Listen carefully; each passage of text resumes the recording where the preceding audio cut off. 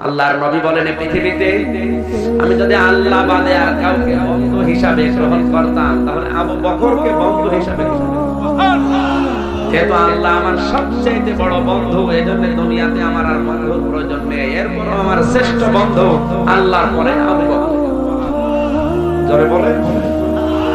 এজন্য নবীজির অধিকাংশ গুনাহগুণ হযরত আবু বকরের ভেতরে ছিল। বন্ধুর প্রভাবটা জীবনে বেশি পড়ে।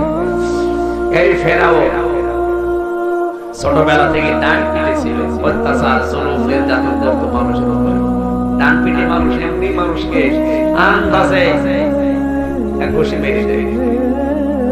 এমন কোন দিন নেই ফেরাউনের মা বাবার কাছে 2-4টা মামলা আসতো, অভিযোগ।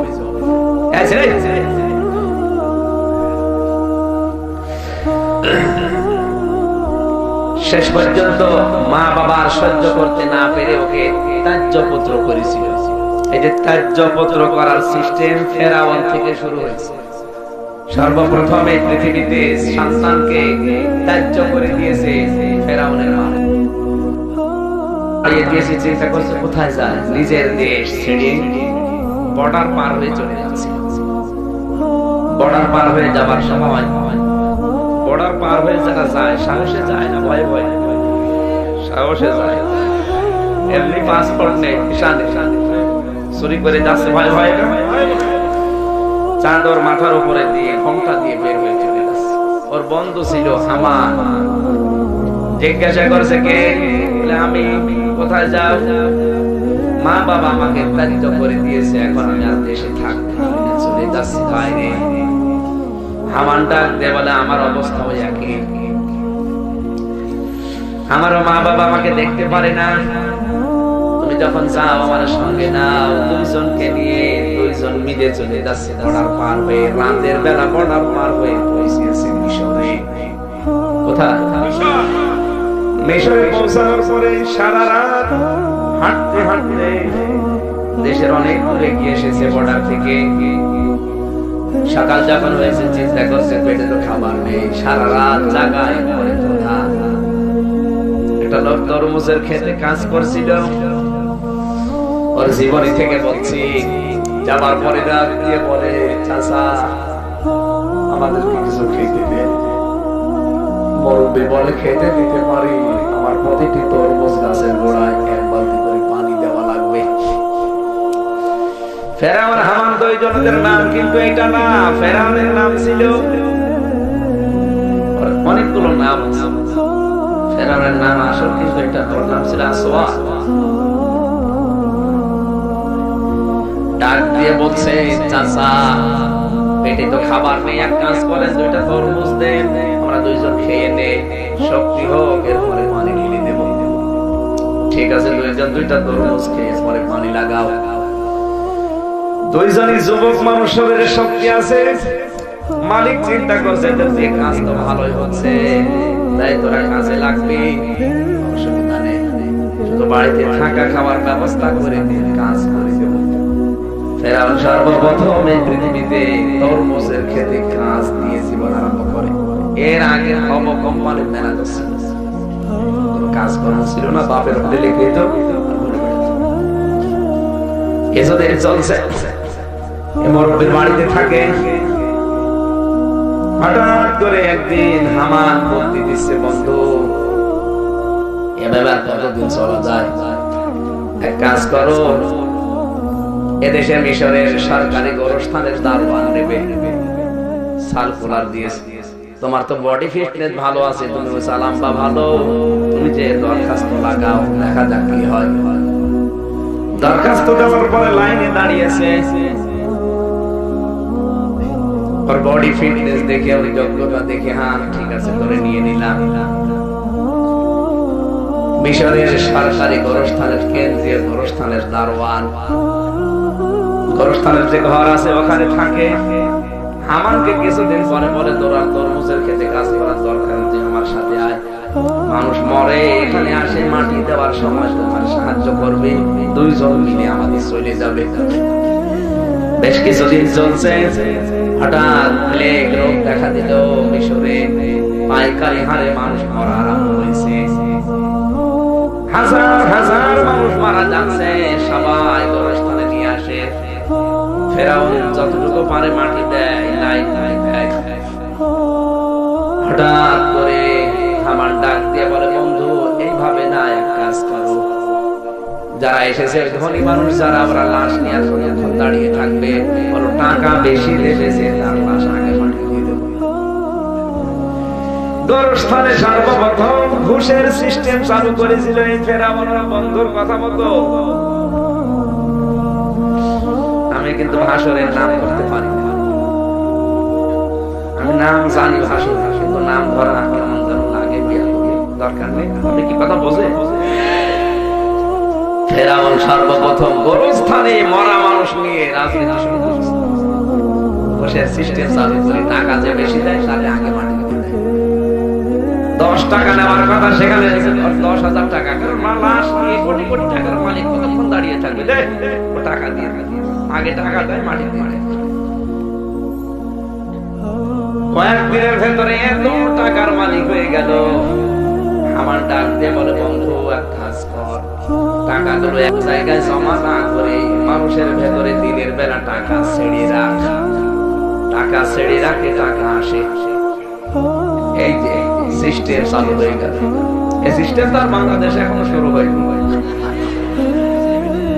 এটা করছে অনেকে, আমি জানি। টাকা ছেড়ে রাখ সিস্টেম চালু হয়ে গেল। কিছুদিনের ভেতরে বহু টাকার মালিক হয়েছে। হামান বুদ্ধি দিচ্ছে, বন্ধু এই যে দেশের যিনি আছে দায়িত্বে, তুমি তো সরকারি চাকরি করো, দায়িত্বে যিনি আছে তার সাথে একটু দেখা করার ব্যবস্থা করো, তোমাকে আর একটু উপরে নেয় কিনা। ওর বডি ভালো ছিল, চেহারা সুন্দর ছিল, ওর জীবনের ভেতরে চেহারার বর্ণনা আছে, খুব সুন্দর চেহারা ছিল ফেরাউনের। কিছুদিন যাওয়ার পরে দেশের দায়িত্বে যিনি আছেন জাহিজ মন্ত্রী, ওই দেশের প্রধান যিনি, তার নাম তৈমুর। ফল ফলাদি কিছু ফুল নিয়ে দেখা করতে গেছে। ওর চেহারা দেখলে মানুষ কেমন যেন হয়ে যেত। আল্লাহর ইশারায় কিছুদিনের ভেতরে দেশের প্রধানমন্ত্রী যিনি আছেন তৈমুর মারা গেল হার্ট অ্যাটাক করে মারা যাওয়ার পরে হামান বুদ্ধি দিচ্ছে, বন্ধু এই যে লোকটা জাহিজ নামে, এত চতুর না, এত চালাক না, এক কাজ করো, যে কোনো কায়দায় দুনিয়া থেকে বিদায় করে দাও। হামানের বুদ্ধি মতো এই লোকটাকে একদিন সুযোগ বুঝে দুনিয়া থেকে বিদায় করে দিল। লাশটা নিজেই জনসম্মুখে নিয়ে কান্নাকাটি আরম্ভ করেছে। আহারে কে বেরিয়েছে দেশে, আশ্চর্য হয়ে গেল সবাই। খুনের তদন্ত করো, 3 দিন পার হয়ে গেল, কিছু হয় না। শেষ পর্যন্ত মাটি দিয়ে মায়া কান্না করে নির্বাচন হবে তাহলে দেশে। কত আগে ওই যে নিজের টাকাগুলো বিভিন্ন মানুষকে দান করে করে মানুষের মন জয় করে নিয়েছিল। কোনো টাকা বৈধ না, সব বৈধ টাকা। কোটি কোটি টাকা মানুষের ভেতরে রাতের বেলা গভীর রজনীতে বিভিন্ন মানুষকে দিয়ে দিয়ে মানুষের মনটাও জয় করে নিয়েছিল। কার কথা মতো? বন্ধু হামানের। কার? ডাক দিয়ে বলছে, তোর জনপ্রিয়তা ভালো আছে, যারা দাঁড়াচ্ছে তুইও দাঁড়িয়ে যা। দাঁড়ানোর পরে ভোট হয়েছে, শেষ পর্যন্ত সবচাইতে বেশি ভোট পেয়েছে ফেরাউন। ভোট পাওয়ার পরে প্রধানমন্ত্রীর দায়িত্ব নিয়েছে। কয়েকদিন শোক পালন করার পর মন্ত্রী পরিষদ গঠন করে বিভিন্ন দায়িত্ব বিভিন্ন জনকে দিয়েছে, কিন্তু 5টা গুরুত্বপূর্ণ দায়িত্ব নিজের হাতে রেখে দিয়েছে, কাউকে দেয়নি। তার ভেতরে 1 নম্বরে স্বরাষ্ট্রমন্ত্রী, কাউকে দেয়নি। ওর বন্ধু হামান তো গোরস্থান, দারোয়ানের গোরস্থান ওর ঘরে আছে। কিছুদিন পরে ওরে ডাক দিয়ে বলছে, তোর আর এখানে করা লাগবে না, ফিরে আয়, আমি একটা বড় দায়িত্ব দিয়ে দেবো। একেবারে মানিয়ে দিয়েছে দেশের স্বরাষ্ট্রমন্ত্রী। চলছে বেশ কিছুদিন চলার পরে হামান বুদ্ধি দিচ্ছে, বন্ধু এভাবে হবে না, তোরে আরো উপরে ওঠা লাগবে। ফেরাউন বলে, আর কত? বাড়ি থেকে দায়িত্বপত্র হবার পরে তরমুজের খেতে কাজ নিলাম, ওখান থেকে সরকারি গণস্থলের দারোয়ান, এরপর থেকে ভোট, এরপর থেকে প্রধানমন্ত্রী, দেশের তো সর্বোচ্চ পর্যায়ে আছে না, আবার হবে কি? হামান বলছে না, তোর এবার একটা দায়িত্ব দেওয়া হবে, ঘোষণা দিবি আনা রব্বুকুমুল আ'লা। আমি খুব ভালো করে ফেরাউনের পুরা জীবনী পড়েছি, ওই এত খারাপ ছিল না, চিন্তা করেছিল তরমুজের ক্ষেতের কর্মচারী থেকে এসেছে প্রধানমন্ত্রীর জায়গায়, আবার কোথায় উঠলো, কিন্তু এই জায়গায় নিয়ে যাওয়ার জন্য সবচেয়ে বেশি ধোঁকা দিয়েছিল হামান। এখানে থাকতে হবে না, আরো উপরে ওঠা লাগবে।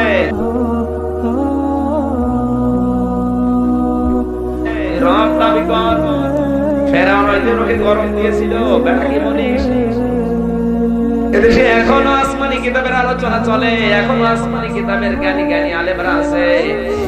এদেশের মানুষ মেঘ নেবে না, রব্বুকুমুল আ'লা অন্তত মিশরে এটা মানা যাবে না। হামান বুদ্ধি দিচ্ছে, তোরে একবারে তো দাবি করতে বলি না, তুই আমার 40 বছর সময় দে, এই 40 বছরের ভেতরে আমি তোর জায়গা মতো তুলে দেব। প্রথম 10 বছর তুই এক কাজ করবি, শিক্ষা ব্যবস্থায় এমন একজন মানুষকে বসাবি, শিক্ষা ব্যবস্থার 10 বছর একাধারে চললে ওখান থেকে আসমানি কিতাবের যে কথাগুলো আছে তুলে দিবি।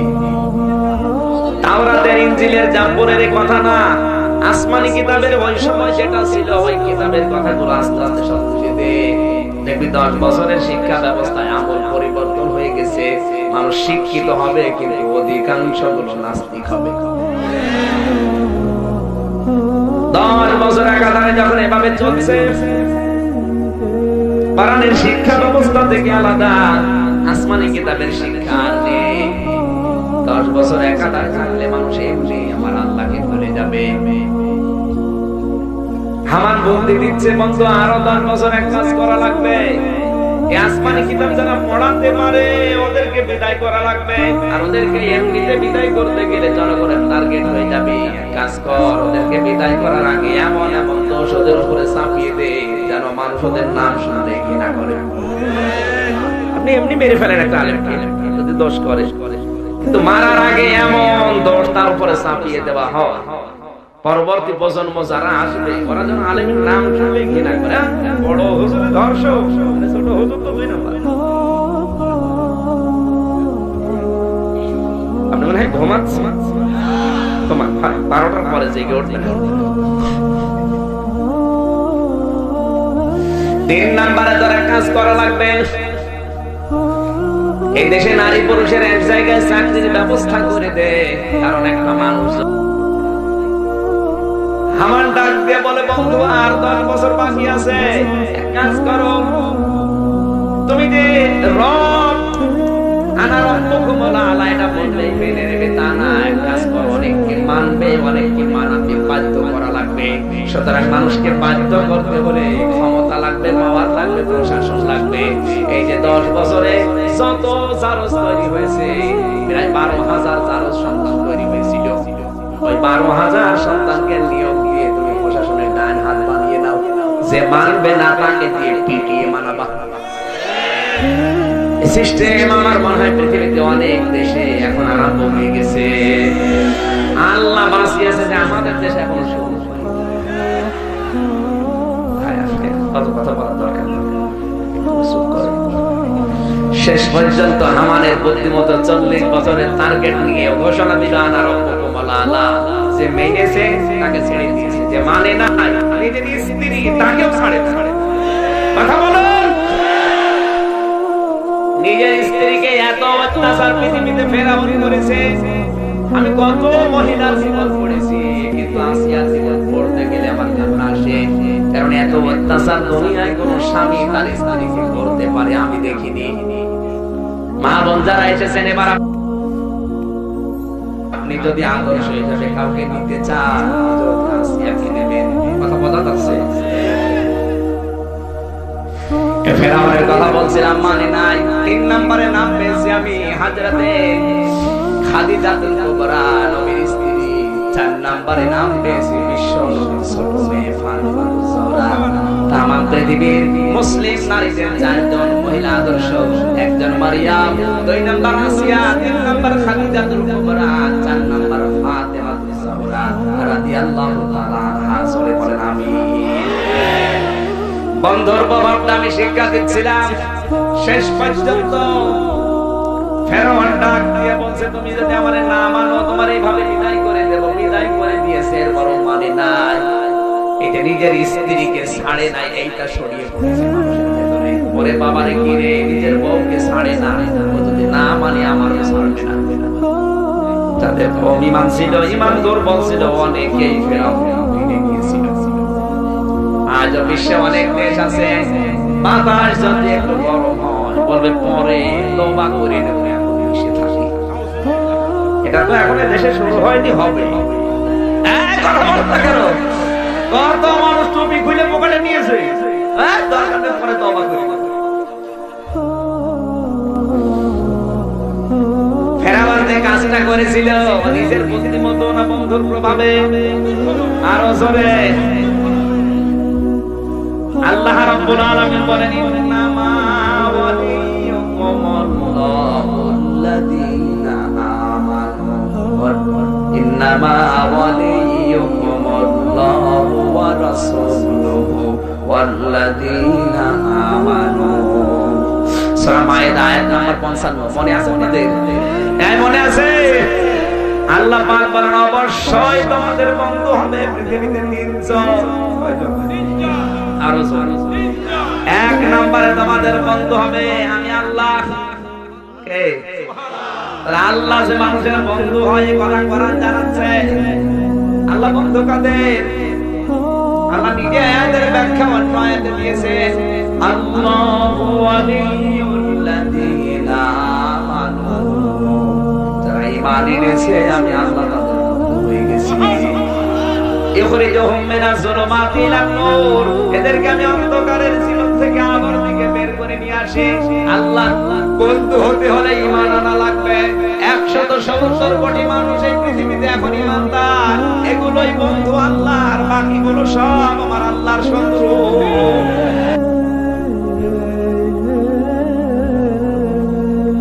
এই যে এটা আমার বন্ধু, মনে করেন উনি আমাকে একজন মারছে, দেখে ওই বন্ধু জীবন প্রাণ দিয়ে হলেও বাঁচাবে। এর নাম রফিক। এর নাম কি? খালিল মানে বন্ধু। খালিল বলা হয় কোন বন্ধুকে? যেই বন্ধু আমার আল্লাহর সন্তুষ্টির জন্য সব কাজ করতে পারে, তাকে খালিল বলে। এজন্য ইব্রাহিম নবীর নাম হচ্ছে খালিল। হাবিব মানে বন্ধু। হাবিব বলা হয় ওই বন্ধুকে যে আল্লাহ ওই বন্ধুর জন্য সব কিছু করতে পারে। এই জন্য আমাদের রাসূলের নাম হাবিব। সুবহানাল্লাহ বলতে পারেন না? এরকম 29টা শব্দ বেশি শুধু বন্ধু। রফিক মানে বন্ধু, জার মানে বন্ধু, হাবিব মানে বন্ধু, সাদিক মানে বন্ধু, তরিক মানে বন্ধু। এরকম অনেকগুলো আছে। এক একটা বন্ধুর আবার ক্যাটাগরি আছে, শ্রেণী বিভাগ আছে। এখানে যে বন্ধুর কথা না, মানুষ করে যাচ্ছে। আমি শেষ করে দিলে ভালো হয় নাকি? কেবল শুরু হচ্ছে, অনেক কথা শুনতে হবে আজকে। আয়াতের ভেতরে যে কত কথা আছে, আমার জীবনে তো শেষ হবে না। তারপর আমি চেষ্টা করবো যতটুকু পারি। থাকবেন তো? এরপরও যদি কেউ উঠে চলে যায়, দরকার হয় হাত দিয়ে চেপে ধরে রাখবেন, বাড়ি যেতে পারবো না। আমি সে আসছি কোথায়? সে সিনাইদা থেকে। আমি যদি 2 ঘন্টা বসে থাকতে পারি, আপনি পারবেন না? আপনার পারা লাগবে। যদি না পারেন আপনার বিয়ে হবে।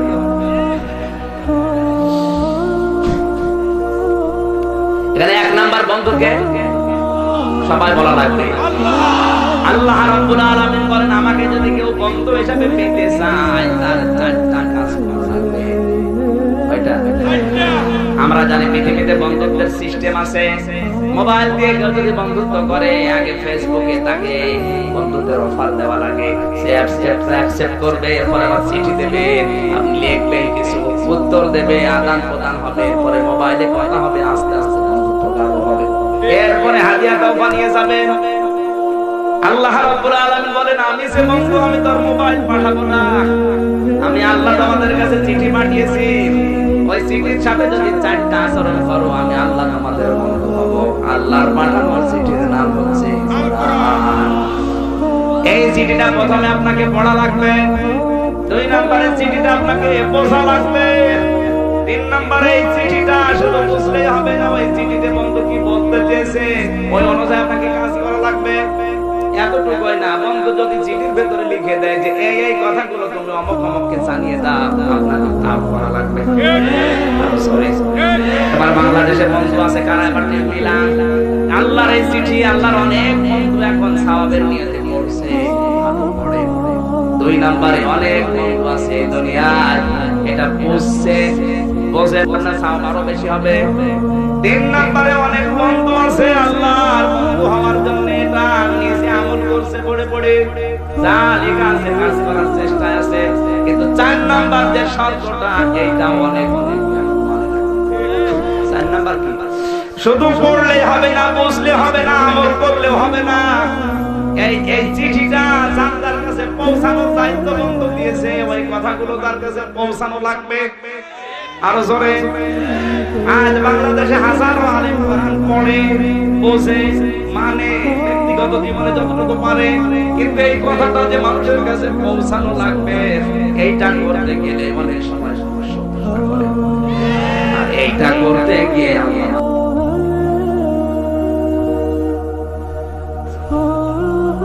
আলাইহিম আয়াতিহি ব্যাখ্যা যদি আমরা জানতাম, আয়াত মানে শুধু হিদায়াত নয়, আসমান কার আয়াত, আয়াত মানে নিদর্শন, আয়াত মানে কি ইতিহাস, এটা আয়াত। ওয়াল আসরি, আল্লাহ বলেন ইতিহাসের রাসূল, ইতিহাস আয়াত। ইতিহাস এমনি তৈরি করে নিয়ে ইতিহাস থেকে শিক্ষা নাও। এই যে ফেরাউনের ইতিহাস, নমরুদের ইতিহাস, এগুলো আল্লাহ এমনি দেয়, এখান থেকে শিক্ষা নাও। সংবাদ সম্মেলন করে কত ইতিহাস তুলে দেওয়া হবে, ইতিহাস থেকে মানুষ শিক্ষা নেয় না।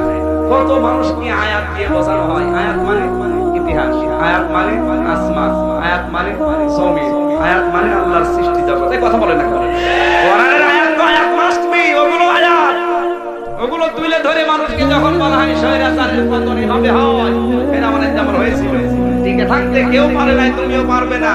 ও শিক্ষা নেওয়া তো দূরের কথা, আরো দিতে আরো বাড়ে। আল্লাহ তো কোরআনের আয়াত তুলে এই কারণে দিয়েছে, খেলা করার জন্য দিয়েছে।